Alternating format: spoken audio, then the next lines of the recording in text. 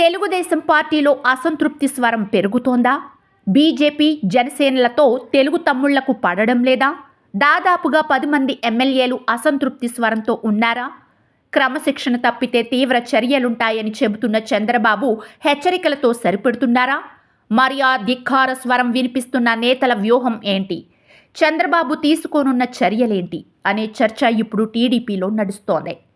క్రమశిక్షణకు మారుపేరుగా చెప్పే తెలుగుదేశం పార్టీలో కొందరు తెలుగు తమ్ముళ్లు మాత్రం గాడి తప్పుతున్నారు. మరికొందరైతే దాదాపుగా వివాదాల్లో మునిగి తేలుతున్నారు. ఇంకొందరు పదవుల విషయంలో అలకబూనారు. వీరందరినీ పదే పదే అధినేత సీఎం చంద్రబాబు హెచ్చరిస్తున్నా వారంతా లైట్ తీసుకుంటున్నారని చెబుతున్నారు. ఇదంతా ఒక ఎత్తైతే కొందరు మంత్రుల తీరు కూడా పెద్దగా బాగాలేదని, వారికి స్వయంగా క్లాస్ తీసుకున్నా హెచ్చరించినా వారిలో మార్పు లేదని అంటున్నారు. వార్నింగులు ఇచ్చినా అవేవి కొందరికి చెవికెక్కడం లేదని అంటున్నారు. ఏడాది గడిచినా కొందరు టీడీపీ ఎమ్మెల్యేలు, మరికొందరు మంత్రులు తమ రేటింగ్ పెంచుకోలేదని, పైగా గాడి తప్పుతున్నారన్న వాదన రోజురోజుకు బలపడుతోంది. వాస్తవానికి ఇలాంటి విషయాల్లో చంద్రబాబు చాలా సీరియస్గా ఉంటారు. జాగ్రత్తగా ఉండండి, తేడా వస్తే మామూలుగా ఉండదు అని ముఖ్యమంత్రి సభలు, ప్రభుత్వ కార్యక్రమాల్లో నేరుగా హెచ్చరిస్తున్నారు. మరికొందరిని తన వద్దకు పిలిపించి మరీ వార్నింగ్ ఇచ్చి పంపుతున్నారు. అయినా సరే ఆయా ఎమ్మెల్యేలు, మంత్రుల్లో 1% కూడా మార్పు రాలేదట. దీంతో పలువురు ఎమ్మెల్యేల తీరు ఇటు పార్టీని, అటు ప్రభుత్వాన్ని ఇరుకున పెట్టిందనే అభిప్రాయానికి బలం చేకూరుస్తున్నట్లుగా ఉంది.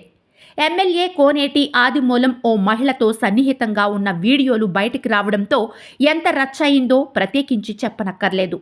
ఎమ్మెల్యేలు కొలికపూడి శ్రీనివాస్, చింతమనేని ప్రభాకర్, అరవింద్ బాబు ఇలా ఒకరు కాదు, ఇద్దరు కాదు, చెప్పుకుంటూ 10ల సంఖ్యలో ఉన్నారు. వీరికి తోడు మాజీ ఎమ్మెల్యేలు జేసీ ప్రభాకర్ రెడ్డి, పిఠాపురం వర్మ లాంటి వారు అలాగే తయారయ్యారు. వాస్తవానికి ఇలా అసంతృప్తితో ఉన్న ప్రతి ఒక్కరికి చంద్రబాబు వార్నింగ్ ఇచ్చారు. అయినా వారి వైఖరిలో మార్పు లేదు. ఓవైపు వీరి వ్యవహారాలు ప్రభుత్వాన్ని ఇరుకున పెడుతుంటే, మరోవైపు ఇవే వైసీపీకి ప్రధాన అస్త్రాలుగా మారాయి. దీంతో నిత్యం ఎక్కడో ఒక చోట ఏదో ఒక ఎమ్మెల్యే లేదా ద్వితీయ శ్రేణి నేతలు, కార్యకర్త వ్యవహారం తీరుపై మీడియా, సోషల్ మీడియాలో చర్చ జరుగుతూనే ఉంది. అందుకే ఒకరిద్దరు ఎమ్మెల్యేలపై గట్టిగా చర్యలు తీసుకుంటే మిగిలిన వాళ్లంతా దెబ్బకు సెట్ అయ్యే అవకాశాలు ఏమాత్రం కనిపించడం లేదన్నది పార్టీలో కొందరి మాట. వాస్తవానికి చంద్రబాబు క్రమశిక్షణ విషయంలో చాలా కఠినంగా ఉంటారు. ఇది తెలుగు ప్రజలందరికీ బాగా తెలుసు. అలాంటిది ఎందుకో ఈ ఎన్నికల్లో గెలిచిన తర్వాత వ్యవహార శైలి భిన్నంగా ఉంది. ప్రభుత్వం ఏర్పడి ఏడాది కూడా కాలేదని ఇలా ఉన్నారో, లేదంటే ప్రభుత్వంలో టీడీపీతో పాటు జనసేన, బీజేపీ కూడా ఉన్నాయి కాబట్టి కాస్త సమయం తీసుకుంటున్నారో తెలియడం లేదని అంటున్నారు. చంద్రబాబు మౌనాన్ని అడ్వాంటేజ్గా తీసుకున్న తెలుగు తమ్ముళ్లు మరింత రెచ్చిపోతున్నారు. ఇసుక, లిక్కర్, రియల్ ఎస్టేట్, భూముల ఆక్రమణలు, బెదిరింపులు, వాటాలు ఇలా రకరకాల వ్యవహారాల్లో తరచూ వివాదాస్పదం అవుతూనే ఉన్నారు.